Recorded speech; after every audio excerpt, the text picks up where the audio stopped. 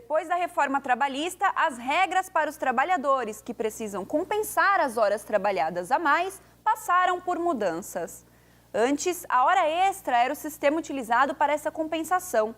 Mas agora é possível que o empregado e o empregador realizem acordo com relação ao banco de horas. Conheça mais sobre essa modalidade no nosso quadro Direitos e Deveres. Com a reforma trabalhista realizada em 2017 no Brasil, algumas regras relacionadas à jornada de trabalho foram alteradas. E uma delas foi a questão do banco de horas.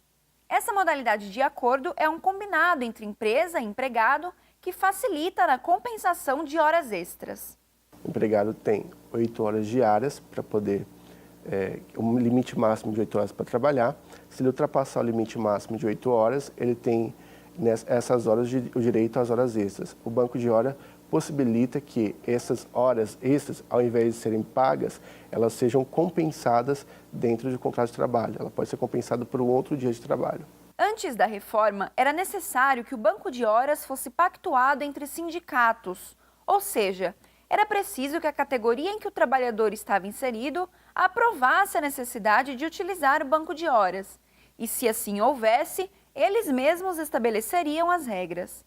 Mas, depois da reforma, foram feitas algumas mudanças. O que mudou com a reforma trabalhista foi que, a partir da reforma trabalhista, esse banco de horas pode ser instituído diretamente entre o empregado e o empregador. Eles podem pactuar isso e dentro dessa pactuação, eles podem negociar como que será feito esse banco de horas. E como todos os acordos, é fundamental que a negociação do banco de horas seja feita formalmente. Além disso, é importante que o trabalhador tenha ciência de que essas horas devem ser compensadas em 6 meses. É necessário que se faça um acordo por escrito e esse acordo deve prever que essa compensação tem que ser feita no período máximo de 6 meses. Mas a empresa não é obrigada a pactuar o acordo de banco de horas, visto que a obrigatoriedade é apenas a do pagamento de horas extras. A regra é que seja hora extra. A regra é, trabalhei a mais, eu tenho que receber as horas extras, né?